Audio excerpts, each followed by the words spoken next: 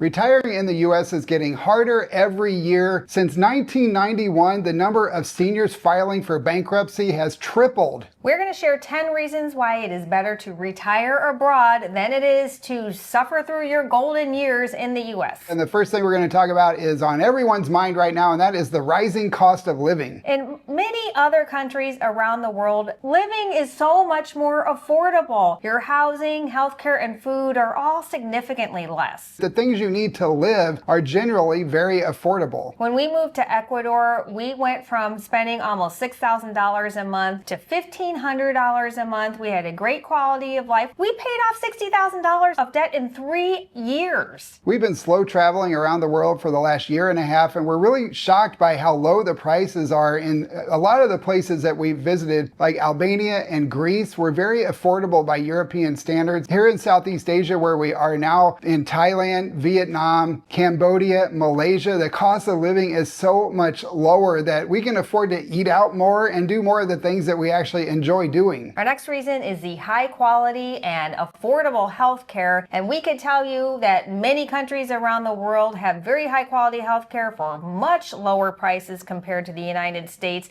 And you can access it very easily, like within a day. And we're talking like a third to 1/10 the cost that we would pay in the United States for the same thing.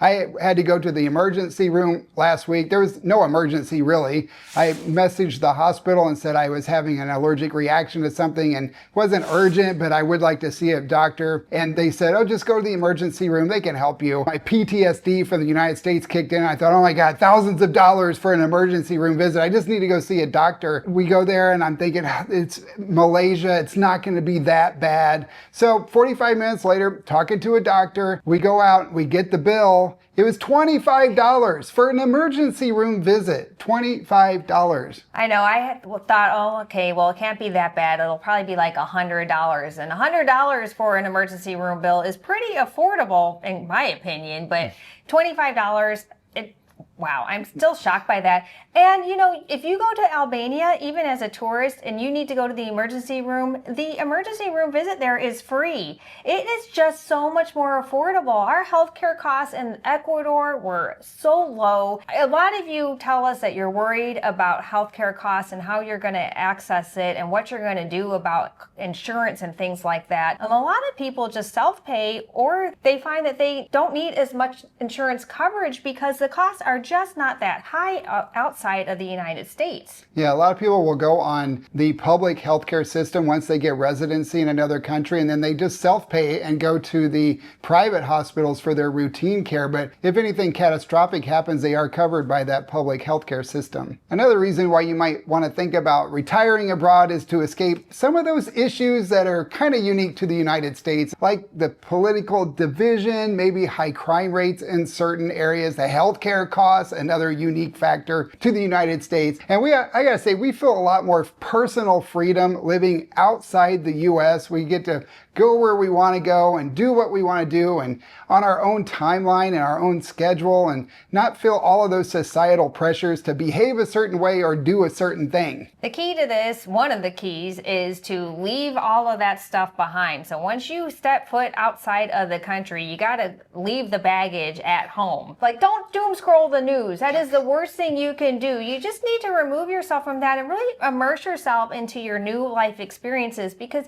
it makes a huge difference. You can go and talk about things to other people, but you need to look at it like a learning experience as opposed to, I'm going to complain about what's going on back in the home country. That's just going to bring you down, and trust me, it is not worth it. But regardless of where you are or where you go, you still need to protect your privacy, and that's why we're excited to talk about Incogni, today's sponsor. You may not know this, but your personal info is constantly being bought and sold by data brokers, businesses, and marketers, and personal information like your name, address, email, social security number, browsing history, and your shopping habits are out there and potentially in the hands of some bad people. And that can open you up to identity theft and scams and all types of other crimes. I learned about these search sites, and I keep reading about the constant scams and data breaches, and it kind of freaked me out. So I tried to remove my info from these lists, but it was time consuming and you really have to stay on top of it. Plus, there are hundreds of lists. Now we have Incogni, and they handle this for us, and it's super easy. You just create your account, grant them the right to work with you, and then relax and watch them do their thing. They contact these data brokers on your behalf and demand that you're taken off of these lists. They do this continually because it is basically like whack-a-mole now with these brokers and data breaches. It is a never-ending battle. We feel so much better now knowing that Incogni is helping protect our privacy. Incogni is available risk-free for 30 days. If you're not happy, you can get a full refund. Take your personal data back with Incogni. Just use promo code Amelia and JP at the link below to get 60% off an annual plan. And now back to our regularly scheduled programming. Our next reason is a higher quality of life. Since we've left the US, we have really learned how to decompress. I used to be kind of stressed out, and I have definitely embraced the tranquilo, which is what we used to say in Ecuador all the time. We just have so much more time to do the things that we enjoy doing. We go for long walks. A lot of times we're out walking and I'll say, Amelia, it's Tuesday afternoon, and we're just out going for a nice walk and enjoying our lives. We can go out to eat more because it's so much more affordable. We went out to dinner with some friends, William and Linda. Hi guys. Hi guys. The other night, it was a nice Japanese restaurant. For all four of us, it was only $44. We are able to just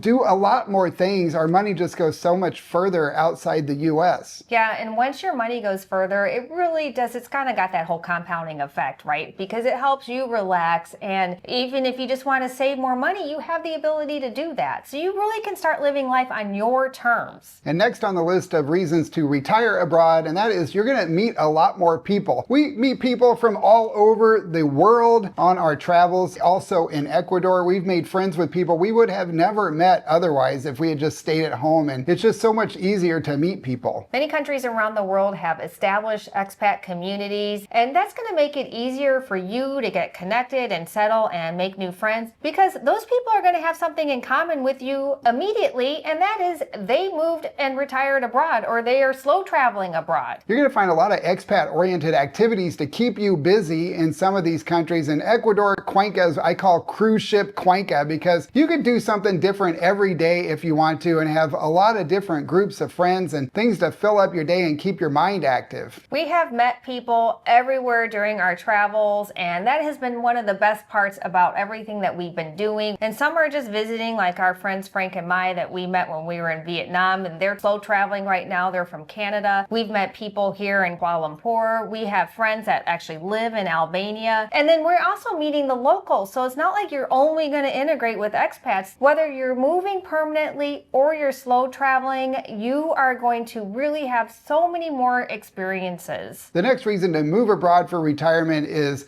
affordable elder care and Medicare limitations. I didn't realize this until a couple of years ago that Medicare does not cover long-term elder care. So if you need to go into a facility or assisted living place, Medicare does not cover that. That's why my grandparents had to spend down until they were at poverty level to get covered by Medicaid, so that the government would kind of help cover some of those costs of living in those facilities as they aged. It's really unfortunate, and you don't have to do that if you move abroad. A lot of you message us asking about healthcare and elder care and long-term or assisted living outside of the US because you're thinking about it. We're at that age now where we're like, oh, I guess we actually have to start thinking about this stuff. Well, the good news is that there are a lot more affordable options. Places like Mexico and Thailand and Malaysia have assisted living and elder care facilities that are significantly cheaper, around $1,500 a month. However, a lot of countries offer in-home health care, which is extremely affordable. And again, you're talking like $500 to $1,500 a month to stay in your own home and have somebody come and take care of you full time. The next reason to leave the US is because you're not going to need a car anymore, and as we age, we really shouldn't be driving anyway. Oh, that's going to get people riled up.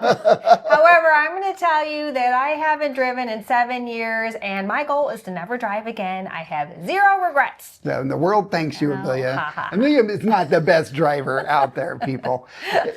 The nice thing about most countries, is the public transportation system, something that's really lacking unless you're in a major city in the US. When you move abroad, you're going to find that you're going to have affordable and accessible public transportation pretty much wherever you go. A lot of countries are now implementing what they call their 15-minute rule, and they want everything to be available within a 15-minute walk or bicycle ride from where you live. So all of these services are kind of being compartmentalized again, like they used to be in the old days before we had cars. So you could just walk to get everything, your groceries, your dentist, your doctor, all of the stuff that you need is going to be close to home. And we've seen that in a lot of places. We don't drive. We haven't driven outside the US. Nope.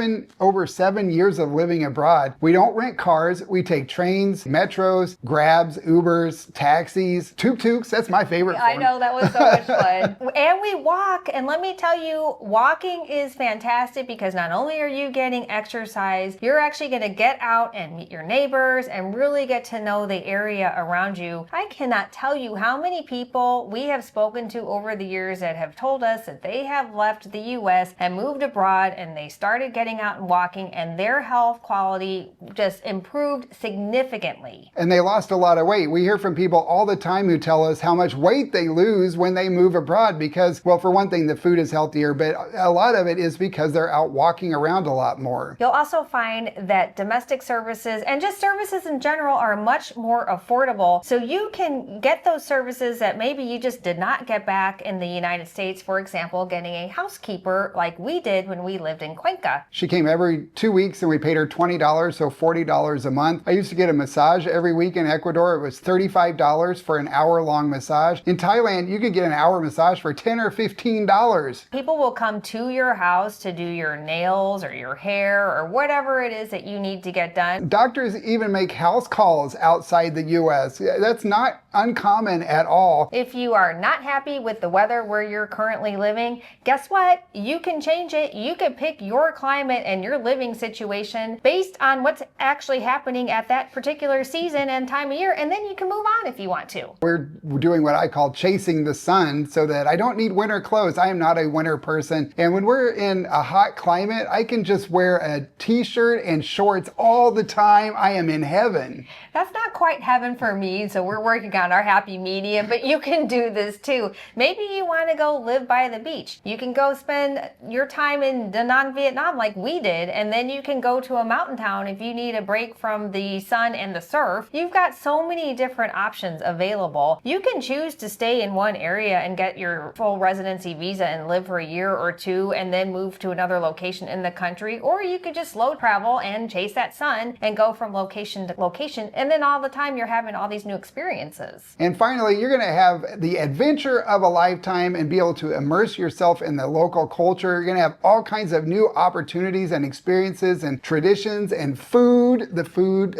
during travel has been incredible. Yeah, a little too incredible at times. We've had to put ourselves on a diet. The main thing is that if you can slow down and stay in a place for a month or a year, you are going to get to really deep dive and get to know the entire area. You can travel throughout that whole country or travel throughout a region and really take your time and do more than just the tourist things. So what do you all think about retiring abroad? Do you think it's doable or is it too scary? Let us know in the comments. And if you're ready to take the leap, be sure to check below for a link to our Move Abroad Toolkit. It's totally free, and we also just added a Live and Travel Abroad mini course to that. If you want to see more videos about living and retiring abroad, then check out these videos next. Yeah, that's all we have for now. Before you go, please hit that like button, and thank you so much for watching.